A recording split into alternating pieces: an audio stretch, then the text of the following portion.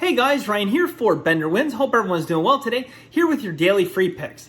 All right, guys, so tough day yesterday. I have quite a few plays today. I'm going to go through yesterday in a second. I want to let you guys know I have a couple free picks today, guys. Masterclass, so I have 2 free plays. Masterclass, I have 5 additional plays. Plus, I have a soccer play that's going tomorrow that I'm going to give out today. Before I get into today's stuff, a couple things I want to go through. So yesterday was it was ugly.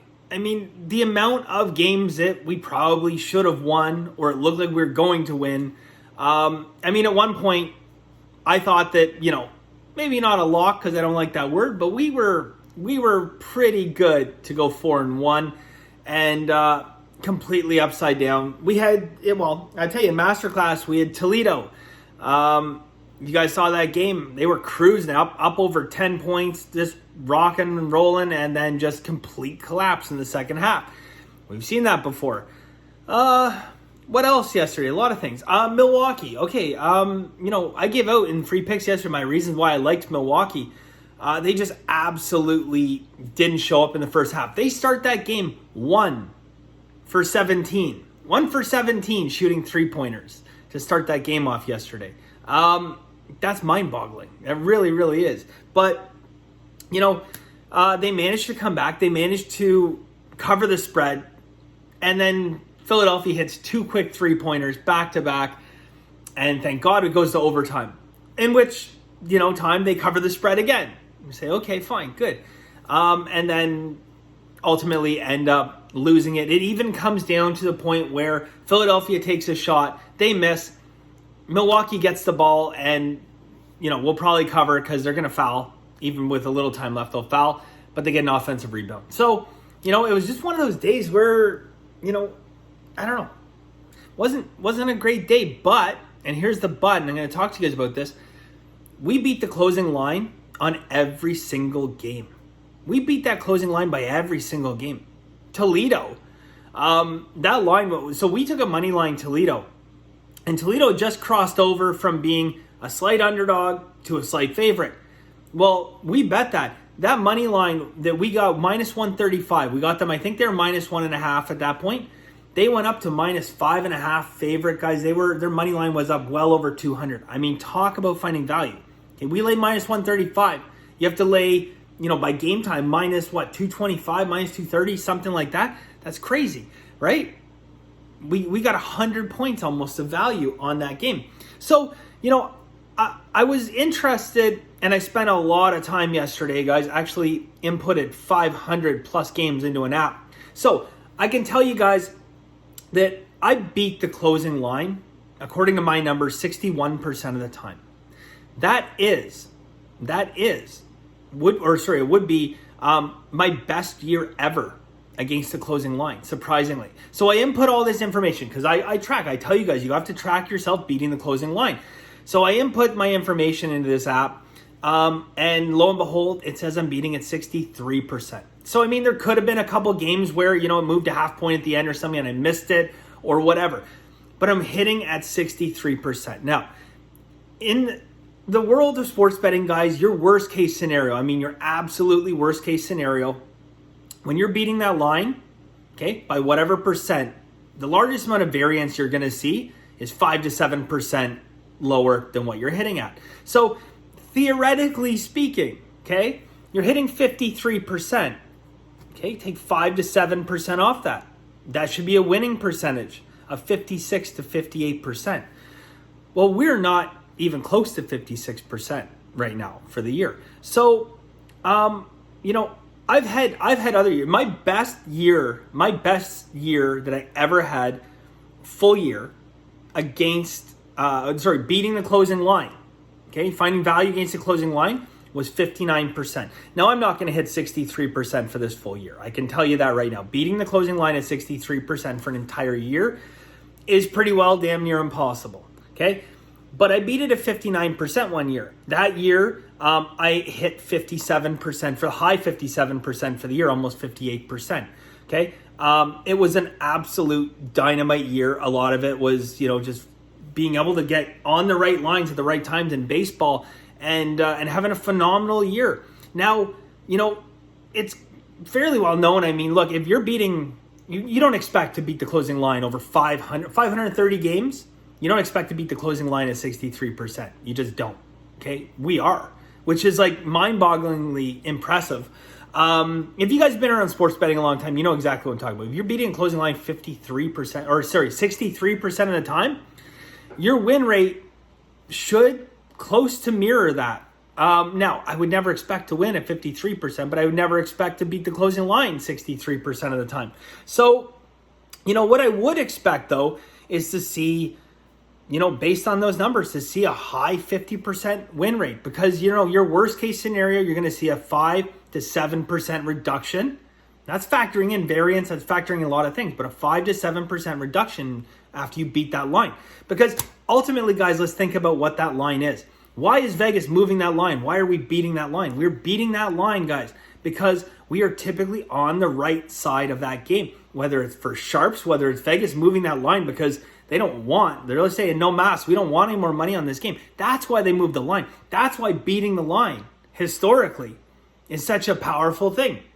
So, when I look at this and I see that, we're at 63% beating the closing line, and, your worst case scenario would be 7% reduction from that, factoring in like wild variance, would still bring us in 56%, which we're not hitting. So, I've had years where, I beat the closing line 54%, not good years, but, I've hit above that. I've hit at the 55% range in those years, or 55.5%. You get lucky on the side of variance, right? That year when I hit 54% beating that closing line, I could add variance to the downside. I could have gone, 52.5%, right? Barely made a profit at reduced juice. Lost money that year maybe at full juice. But, I can typically beat the closing line fairly often. This year though, guys, we continue to talk about like these statistical anomalies overall. We continue to set new precedents in sports betting. I mean, it's absolutely crazy. We're getting to the point where 530 games, we're eliminating a lot of variance of 530 games. I mean, it's not complete elimination of variance, but you beat that closing line 63. If you told me beginning of the year, you're going to beat that closing line 63% of the time over your first 500 games, I would have been like ecstatic. Okay. I would literally think that we're hitting 60+% on the year. So again, what do? Well, we do what we always do. We just keep doing it because again, I have no reason to believe that long term, if we continue to beat the closing line at 60% plus, that we're not going to have a phenomenal 2021 and beyond. Okay. So, I'll continue to do that and continue to plug away. And that's ultimately all you can do. But, it's a weird year. I talk to some other people. I talk to a lot of other people all the time. Like legit serious cappers, like the guys that are doing this for 20 plus years. And, some of them are having decent years, but most are getting throttled.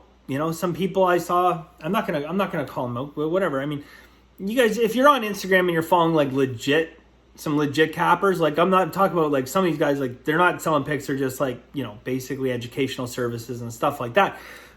There's one of them out there. I mean, I'll give him a shout out if he gives me his permission. I'll send him a message or something, but like he straight up just posted on there. He's not a tout. He's not out like just trying to fire picks at people, like anything like that, like to sell picks. He comes out and said, just had the worst February of his entire life.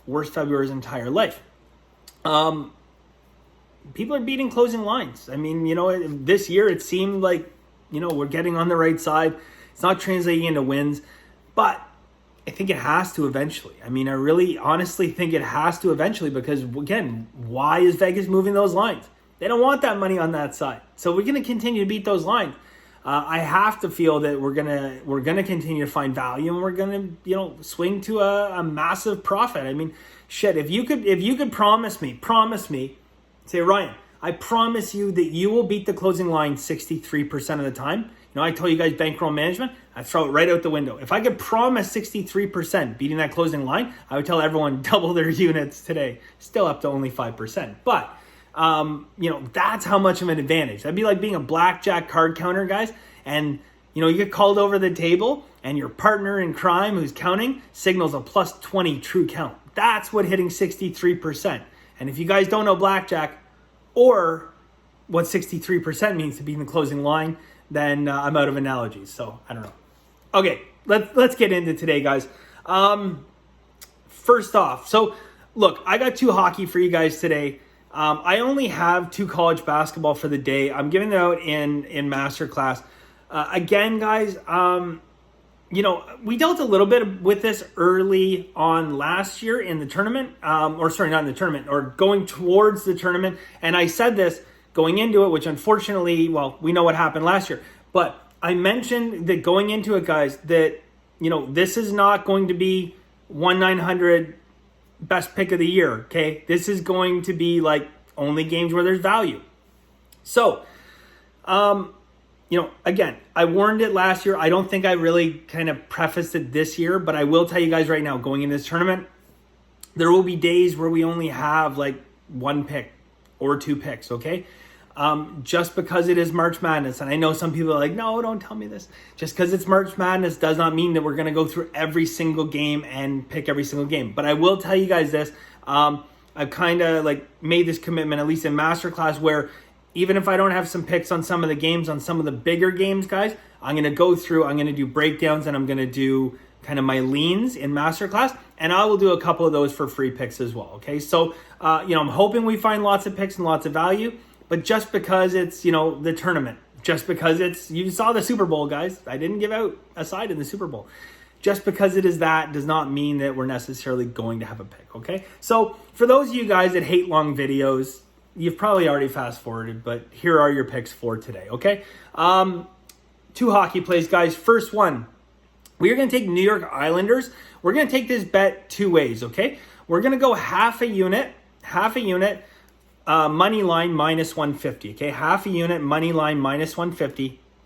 Then we're going to go a half unit on the puck line. So minus 1.5, Islanders have to win by 2 goals. So minus 1.5 plus 170, okay? Islanders, guys, top 3 defense in the league. Varlamov, right now, I mean, it's hard to say if he is a top, 3 goalie in the NHL. He's certainly playing that way. But the quality of shots that he faces, they're not great quality scoring chances because that Islanders defense does such a good job of doing what? Keeping play to the perimeter, keeping it outside. So, when you look at some of the challenges being faced by other teams, such as Ottawa, I didn't even touch on that 2-unit play yesterday, but Ottawa got the amount of quality scoring chances on both sides. If you guys watch the game, you know exactly what I'm talking about. Goal posts, breakaways. I didn't even get into breakaway shooting percentages, but shots from the slot, all this stuff, guys. Those goals didn't end up going in, but those are high quality scoring chances. You look at the Islanders, guys, and the type of shots they're giving up, they're not as high quality scoring chances, guys. So anyways, Islanders, half a unit, minus 150 to just win the game, money line. And then we're going to take a half unit, minus 1.5 to get it done by 2 goals. And that pays plus 170, okay? Next game, guys, Colorado. Okay, we're going to take Colorado money line, minus 145. Okay, Minnesota going into Colorado in this game, guys. We got 2 system indicators, 3 different steam bets on here, guys. Again, this is one of those games I kind of did a double take, and I know Minnie's been playing good hockey, but ultimately, guys, Colorado playing in Colorado against this team. I personally thought this line should be at least 20. Probably not 25, but at least 20 points higher. I see it being like, minus 165. I probably bet it still at minus 165, to be honest. Well, yeah, I got a small position at 165. At 170 would be like my cutoff. So that's why I said, that's why I think like maybe fair value on this game is minus 170. Okay, so, I'm willing to bet it up to possibly 165. And 170, that's kind of like fair value / crossover territory to what team you would bet in this game. But that being said, even if we crossed over and we started to see value on the Minnesota side, I probably still wouldn't bet it, just given a number of different things, but a couple systems that I have on this. One of them I gave out in Masterclass. Great system, guys. Comes in over, I think, 64%. I have to double check, but it's over 63%. So good system. Anyways, that is it for us today, guys. I appreciate all the support, all the messages, everything, guys. So thank you very much. And as always, guys, have a very lucky day.